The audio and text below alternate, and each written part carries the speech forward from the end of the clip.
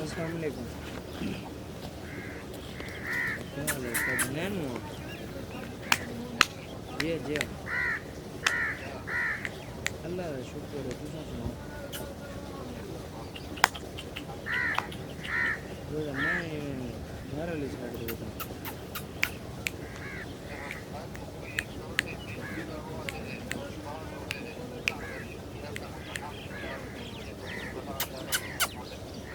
जी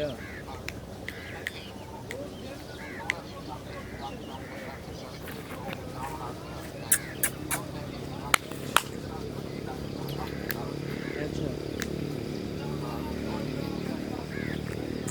जी